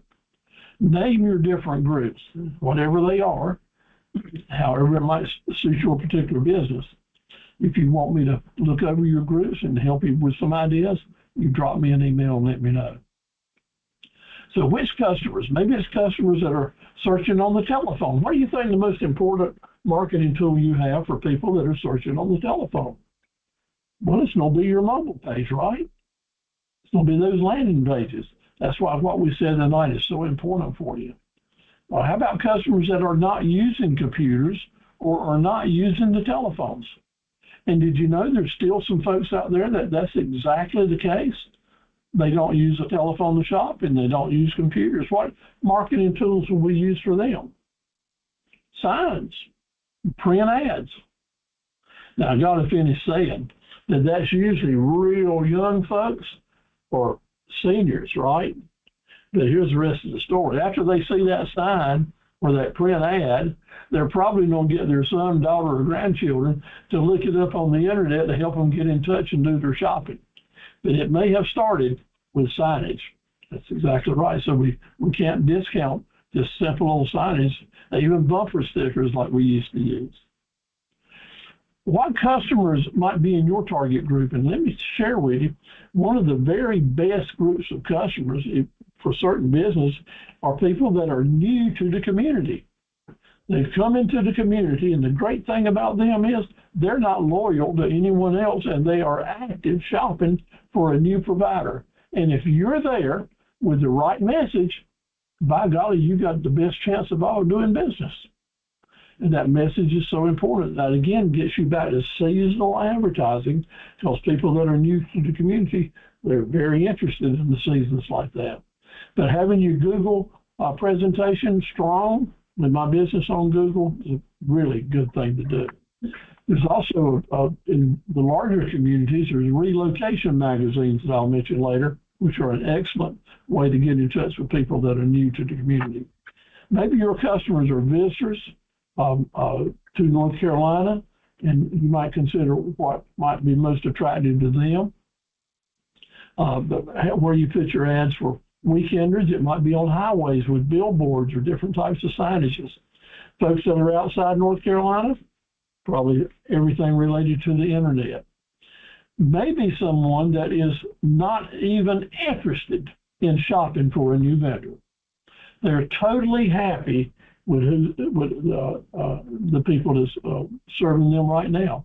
How in the world can you be in touch with them if they're not shopping or not interested? Well, I want to tell you right now, there's still a lot of people that may be very important to your business, but they're not shopping now just because they're happy. Do you say, well, I just write them off and not pay attention to them? No, that gets back to setting those bricks. There is a great room and importance for cold calls for those customers that you really need, that you know are great potential customers, and you need to have a particular target group where you name them one by one, those companies or organizations that could mean a big difference for you. You have to make the investments and start planting the seeds and call on them. Very, very important. So yes, it is 2024, but yes, it's still 1939 when it comes to the importance of cold calling certain customers that you really need. You must have to keep that in mind. So maybe your business will be part of that group that goes to events and puts up pop-ups where you show your wares to that, or you have wagons or food trailers, or where you set up tables and sell. All kinds of events are going all over North Carolina all the time. We just had an event in White Lake, North Carolina, that a lot of our people went to. Where can you find out where these events are? What's the ways to do it? Well, I want to tell you in your handouts I sent to you, there are a number of publications and websites that you can join that will keep you posted on what's going on and the next places that you might want to register to go to and to set up your pop-up. So I'm happy to share that with you. One of the best sources of information is the North Carolina Festivals and Events. Particular types of businesses, putting your pop-ups there, putting your products out there, being there yourself is one of the very best ways to help customers find you. I mean, they're there by the hundreds and thousands, and if you're there, then you got a chance to meet them and start creating relationships. So give that some thought. And I think this is free. This website is free. It gives you information about what's happening all over the state and also some good articles otherwise. So let me encourage you, if your business might benefit from going to festivals and events, here's the way you can find out where they are. It gives you a month-to-month calendar and tells you what's going on and how to get in touch with the registration people. Okay, your particular target group, what's your media, what's your method, what's guerrilla marketing? ABC, it's up to you to do that. It might be the different types of media you might be thinking about will be using the World Wide Web, your business cell phones, print media, and social media. It might be signage, can be very, very important to everything that's going on sign-wise. Keep in mind that your location for your signs are very, very important. Getting your message out there can be as guerrilla marketing-wise. Might be in your area, there's an old business that's gone out of business and their old sign has been up there for years without a message on it. Sometimes you can contact the owner of that property, not necessarily the old business that was there, because signages that are left usually become property of the owner of the real estate, and you can say to them, I'll upgrade that sign and make it look good if you'll let me use it for a couple of years. Sometimes you can get a super value by doing that and turn something that's old and ugly into something that's making money for you. Or you might look over on the right-hand side and fold up a piece of paper 3 inches and fold it around, put your message on each side of it, put a piece of tape on it, and slide it over the flag on the mailbox. You can't put it inside the mailbox, that's against federal law, but you can slide that little message over the flag, cost you almost nothing. Get your children, your grandchildren, or someone to ride around or just walk down the street in the neighborhoods. Now, you want to target certain neighborhoods, areas, and don't do a blanket area at a time, but pick out the certain areas you think are the best target areas for your business and let folks know about it. You might get a complaint, don't worry about it. You're just trying to get your business up and growing, and Papa Steve-O said to you, do what you got to do, okay? This is the least expensive way for someone that's doing house cleaning, lawn mowing, pressure washing, painting, roof repairs, gutter repairs, tree pruning, lawn maintenance, and such as that. If you're after a neighborhood type business, this is a very effective way to get your name out and start generating some interest. So I recommend it. Maybe a group of you, entrepreneurs in a certain town, can share a billboard like these folks did at Pink Hill. Split the cost, keep it low. Billboard companies that have vacant signs that will work and give you extra discounts usually to help get a sign active, and work with several people to do like this, and then they'll print the vinyl for everybody, and everybody benefits. This is a very effective way for entrepreneurs to really cut their costs by 75% by sharing billboards with other entrepreneurs. Just it's a good idea if you can keep the locations fairly close to each other and not have competitors competing with each other on the same billboard. Different methods and strategies, 12 out of the top 20 are listed here, and then there's even more in the study guide that you can use. But get your your likely customer groups lined up with your profit centers with your targeted ads. Keep your raving fan customers involved and informed on what you're selling this season. Train yourself and your staff how to introduce yourself and promote your products using your website and using testimonials. Always keep the continuous information going out to your customers, and use promotionals. Use your Google map locators to help people do it. And branding and private labels can become very effective for you to use that. If you want more information on private labels, drop me a note, and I've got some good information on specialty foods that you can get with your label on them at a very good price and for marketing. Your website pages that have your different maps, like here where my cursor is moving around on my pages, gives a map to our locations. And Google marketing tactics are in your handouts, of 20 of them. But mainly, the main best Google marketing tactic is the doing business ads, as we talked about last week. Facebook and eBay, testimonials, and so very many more can make a major difference for you. What's a good example of DBA? Doing business ads. You're one company, but you can have as many DBAs as you want to have, as you can handle. And a good example of that is the word catalogs. We've seen catalogs all our lives at the grocery store. And when we go down the grocery store, cereals, breakfast foods lane, you'll see catalog written on so many boxes. It's mind-boggling. I think someone told me they had 77 DBAs now, because they will have a product in one box that's almost exactly like the product in the other box that will have a different name on it, a different picture on the box. They want a DBA marketing name for everything you can imagine that catalog makes, whether it's for old folks, young folks, babies, athletes, whatever. Use DBAs to help promote your business, just like catalog does. Use Facebook and eBay pages to promote people coming to your website. For example, I use, this is one of Facebook ads. I'll put a Facebook ad up for Carver Equipment Company, but my link is to get them to come right here to my home page, so that if someone picks up on any of this text, any of this content on the Facebook page, is just like on your web page, that content will draw people. And Facebook and eBay, the search engines go to them first and send people away out to those pages.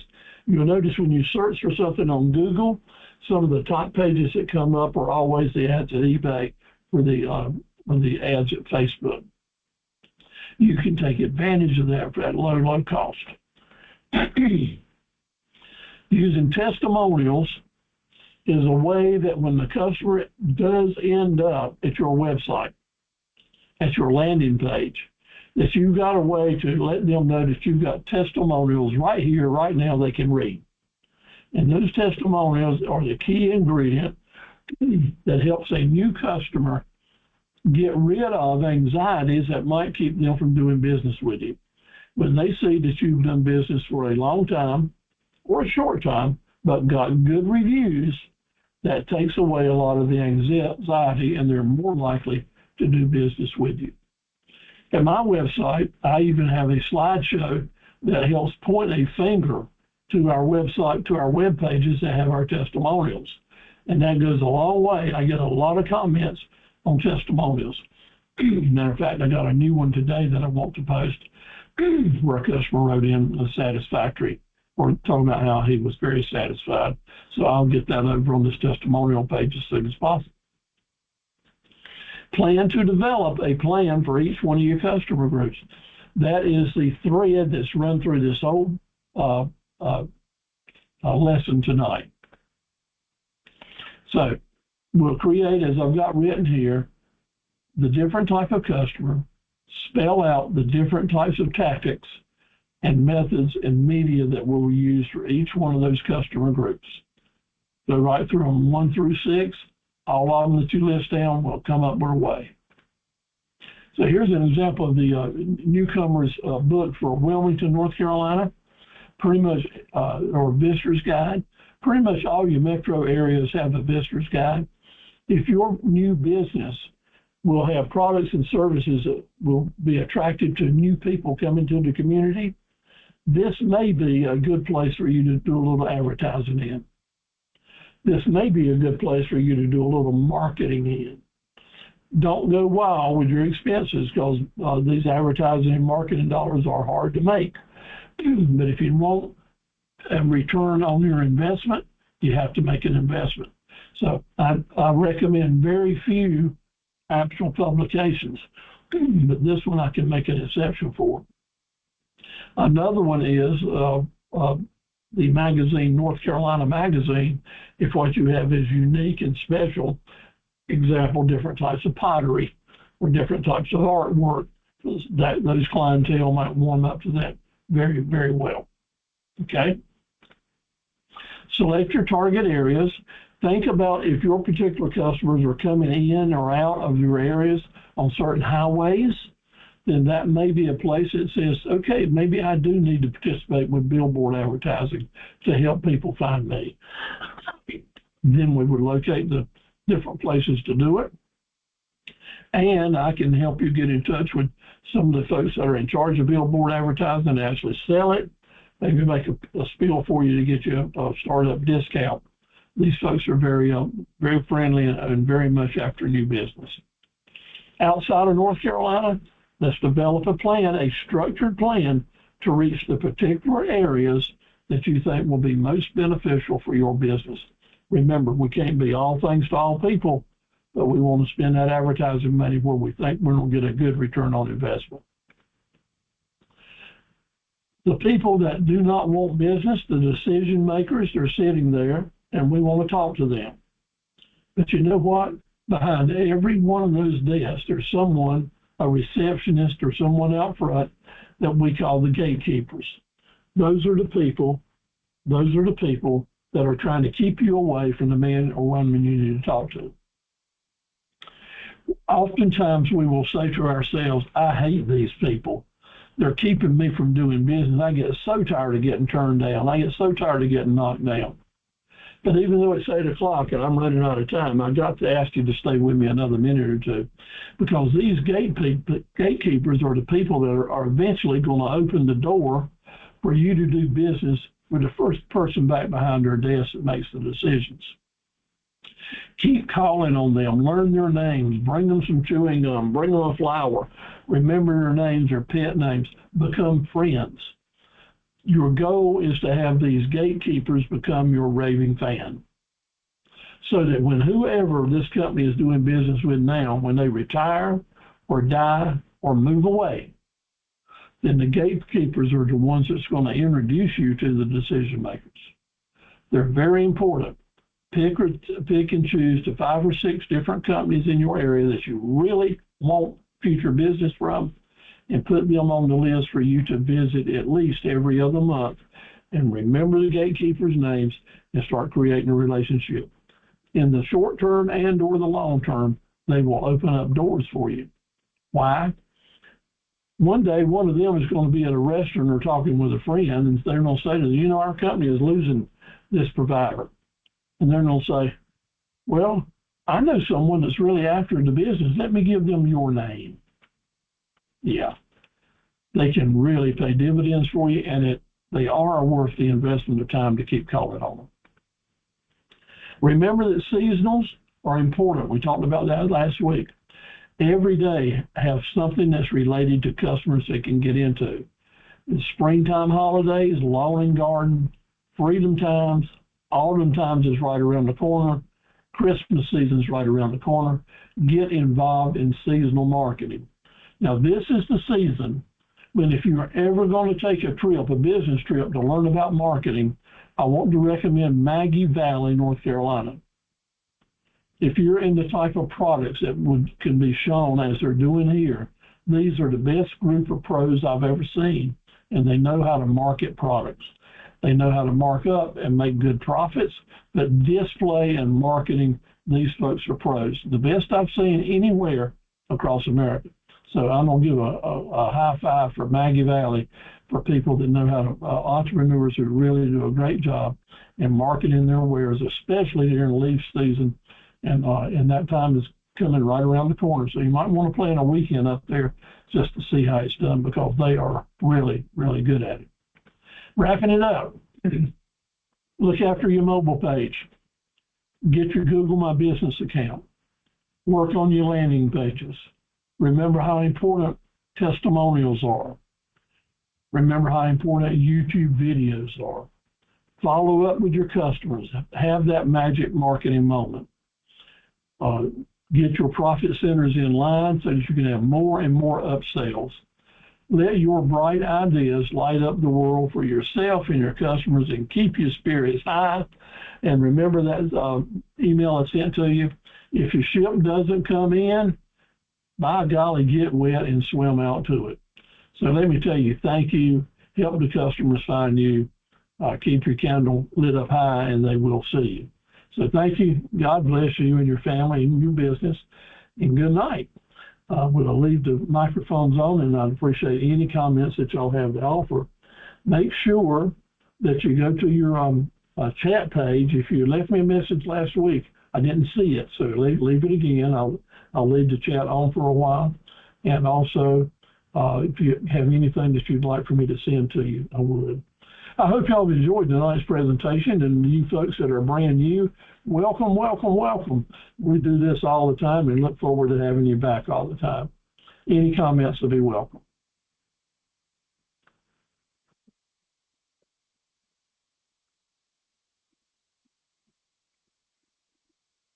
Hey, Steve, how you doing tonight? Sarita, I'm doing well. I hope you're doing good. I am. Yeah. Did you have some rain this week? Yes, it did. Yeah, I drove through Clinton a few days ago, and it looked like y'all had a lot of rain. So I know the crop sure didn't need it. Yeah, I just got back into Clinton today. I left my grandbaby. Good for you. Right.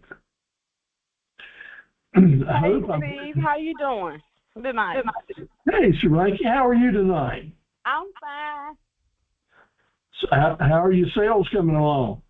I've been doing pretty good. I have been lately connecting with a lot of vendors in the area, especially after the 301 yard sale. I connected with a lot of people with trying to find different spots to set up at and stuff. So I've been doing pretty good.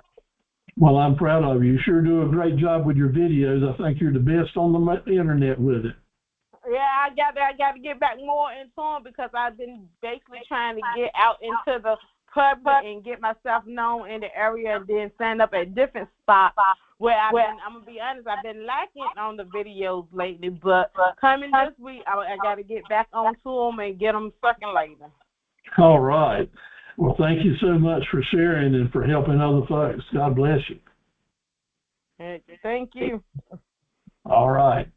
Now, remember, next week we're going to talk about financing and funding and things like that. We're going to move into the more technical parts of running the business, and I'll be sending you emails along. So it's time for you to start sending me back your homework assignments and getting the work done and doing what you can to earn those certificates.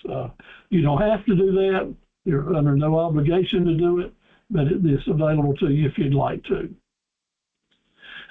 So let me say good night to all of you. You are my family, and I love you, and I wish you the very best. Take care. Good night, Steve. Good night. Good night, everyone. Good night.